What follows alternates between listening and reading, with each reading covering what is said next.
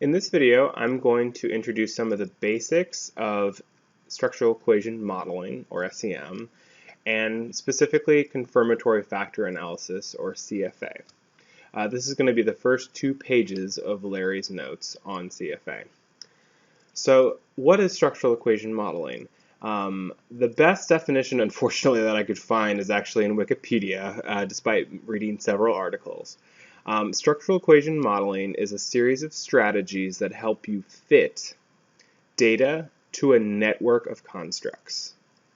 It helps you fit data to a network of constructs. So remember that in our field, a lot of what we're measuring is really unobservable directly. So if you think about something like depression, right? You can't really put a ruler on depression. Today we're going to be talking about job satisfaction in particular. So this is something you know exists. You can usually tell by your employees like who's satisfied with their job and who's not, but it's really not something we can measure directly. So usually in our field what we do is ask questions either through surveys or interviews to try to get at that thing we're interested in. So in this case, I'm going to go over the structure in more detail, but for now, just notice this part right here. So if we're interested in job satisfaction, for example, this is a construct, or what he likes to call latent variables, hidden variables. We could potentially ask 3 items, job satisfaction 1, job satisfaction 2, and job satisfaction 3, that could help us understand the level of this construct. We could imagine the questions are something along the lines of I'm happy at work, I feel, or whatever. You get the general sense. And you can, if it's helpful, you can replace your own constructs in here, and it may be easier for you to think about. But we're interested in how the data we collect, right? So we're just going to give these items, how it fits to a network of constructs we're interested in. So another way I've heard it explained is SEM is part confirmatory factor analysis and it's part regression. So we're going to go over both, but for the time being, we're just going to focus on CFA. So if you picture collecting this data, there really is quite a lot of assumptions you're making. You're assuming that if I know the level of these 3 items, it's going to say something about job satisfaction. And then we'll scroll down a little bit. So he actually has 2 latent variables in this model. So this is job satisfaction and this is effective commitment, which I don't know exactly what it is, to be honest, but we'll assume it's how you feel about your job or committing to your company or something along those lines. So he's basically saying that if you were to go into a group of employees and give them these 6 items, you could potentially know their level of job satisfaction and then their level of effective commitment. And he's also making a few other predictions that I'm going to go into now. So let's dive into what the notation of structural equation modeling is. So again, these ovals refer to the latent variables, right, the constructs of interest. Next, these squares refer to what he calls the indicators. You can also think of it as the data, the thing we're working from. Then these circles over here refer to the error associated with each individual item. Now, you'll also notice these arrows. The arrows are very important. The way they're going is important. The way, if they're straight versus curved, is important. Double-headed arrows, all these things are important. And additionally, where the arrows are not is also important as well. So let's talk about these in turn. So a straight arrow refers to a prediction. So in this case, the theory says that job satisfaction predicts the response on this item. And that item, and that item. So I found this a little bit backwards for me, but think about it. You would think, well, doesn't the item predict your level of job satisfaction? No, it's actually the other way around, right? So we're saying that if you have a certain level of job satisfaction, we can predict how you're going to answer this item. So that's why the arrow goes that way. And additionally, we're predicting that there's a certain amount of error associated with each of these items. Now, there's a curved arrow here. So this is referring to either a correlation or a covariance, depending on the model in question. So we're assuming that job satisfaction and effective commitment are going to hang together. So for example, if it's a positive relationship, we're going to say that high levels of job satisfaction correlate with high levels of effective commitment. So, and then finally we have these arrows here. This is the error associated with the latent variable. In this case, he's standardized it. That's the 1. You can think of it as a z-score, right? A z-score is when you take data and make the mean equal 0 and the standard deviation is 1. So for this model, he's assuming that the variance is 1 for both of these. Now, the reason you have to do that is, so even in this very simple model, right, with 2 constructs, you're essentially making 13 predictions. You have these 6 predictions here. You have 1 here, that's 7, and then you have 6 more over here, so that's 13. So the way that I read why you have to standardize is that beyond that, you're basically introducing too much unknown into a model. If you think about it as an algebra equation, for example, if we have x plus y equals 10, now you can never really solve that equation. We can never know the values of x and y because there's just an infinite number of possibilities. So there's too much unknown compared to what's known. So we have to standardize something in your model so we can run a model and get potentially what we're looking for.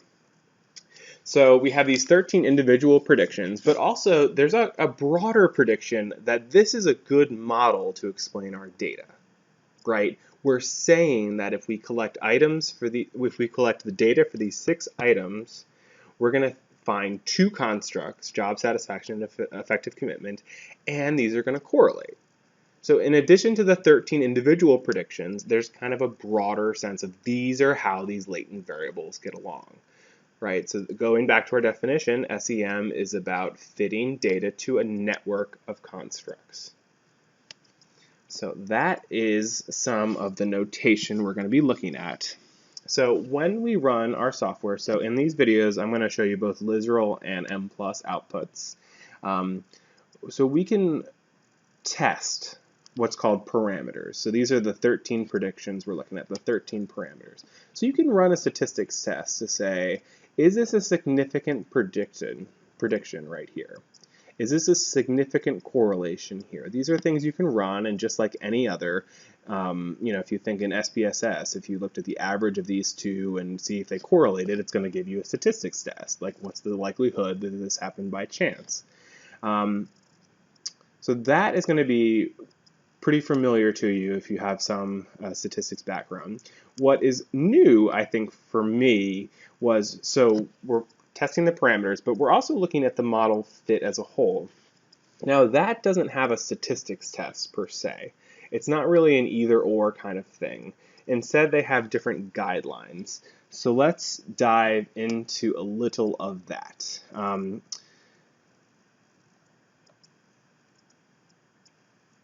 Okay. So there's basically 4 different model fit indices is what they're called, that are commonly used to look at the fit of your model. So the first one is chi-square. So when you run your SEM or your CFA in the software, the test you're actually running is, it looks first of all at the covariance between all your indicators, right? So we have 6 items in this model right here. So it's going to look at how the 6 of them covary. And remember, covariance is similar to correlation. Correlation is on a scale from -1 to 1, where covariance is on the scale of the measure. If it's helpful, you can just think of it as correlation. I often do. Just remember, your scale is going to look different than from -1 to 1, but it basically talks about the strength of the relationship together. So basically, it looks at your sample covariance matrix, right? Like, what is the covariance between the different items? Then what it does is it thinks about your model as a whole, and it says, if this model is a good fit of your theory, right? Like, what should your sample look like? So we would assume, for example, that we would expect to see a correlation here. if our model is a good fit for what the data we have. So what it does is it starts running a series of, it's called an iterative process, so over and over and over. It's not just a test, it runs a series of predictions to see how close your sample data is to data you would expect to see if your model was a good fit. So the first indices, chi-square, will summarize the difference between the sample covariance matrix and sigma, your predicted covariance matrix. So I like to think of this like a line of best fit and regression. If you think about, so it looks at the relationship of the data and then it draws a line of best fit, but then you can also calculate the average distance your data is from that line of best fit. That's called a residual, right? So it's a similar idea. How close is the sample covariance matrix to your predicted covariance matrix based on how you designed your model? So with chi-square, basically small values are better. They indicate small residuals and a better fit. And there's a hypothesis test or a p-value test associated with this.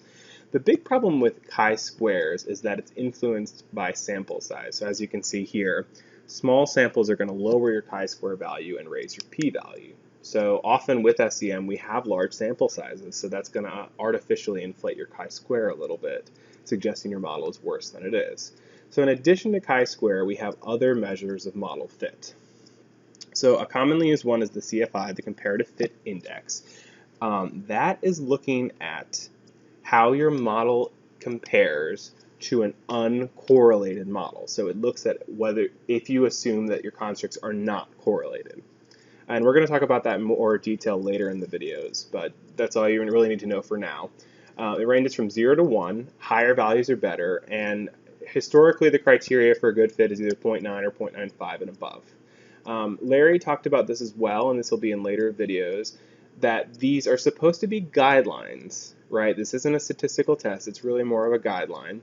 And often you can have a good model that is slightly outside one of these criteria. So there are some citations you can use for editors who may be particular and want to enforce them as a cutoff rather than a guideline. So the next one is the RMSEA, root mean square error of approximation. This is, I have it in my notes here, the square root of the mean of the covariance residuals. So in this case, lower is better, and you want either less than 0.05 and 0.08. Finally, the SRMSR, standardized root mean square residual. It's the standardized difference between the observed correlation and the predicted correlation. In this case, you want less than 0.1. All right, so let's back up a little bit. So what all these are, we're interested in the individual parameters in our model, but we're also interested as, is this model a whole a good fit? So those four are commonly used fit indices to test whether the quality of your model as a whole.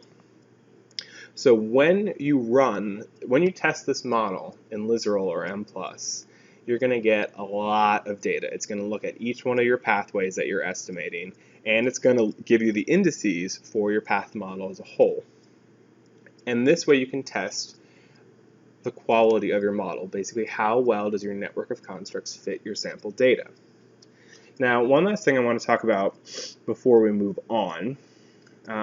So we're going to talk about this a little bit in the next video, how you put this stuff into the software. It's through a series of equations, which we'll talk about. But one thing I want to briefly touch on now before we dive in is degrees of freedom. I found that when you run this software, it often will run with major errors that you could have made. So often it can be tricky to know whether it actually ran the analyses you're interested in. So degrees of freedom is what Larry recommended to make sure you're running the model you're interested in. So in this case, so how you calculate degrees of freedom through this formula right here. The number of elements in our covariance matrix minus the number of estimated parameters. So the number of elements in the covariance matrix is referring to how many indicators you have. So in this case, again, we had 6, right? 6 items. So then to calculate how many are in the matrix, you use this formula right here. N times n plus 1 over 2, right? So you're looking at a matrix of How does 1 covary with 2, 3, 4? So this is a formula just to kind of know how many are going to be in that matrix. So in this case, 6 times 7 divided by 2 is going to be 21. Next, it's the number of estimated parameters. Again, these are the arrows that we're interested in. So we don't count these two because we standardize them. So we have 6, 12, 13. So in this case, we have 21 minus 13, which is 8 for this model. So when you run your analyses, the first thing you're going to want to check is that you have 8 degrees of freedom. And then you can start diving in to the data and see how good your parameters are and how good your model is as a whole. And that's what we're going to be looking at in the next video.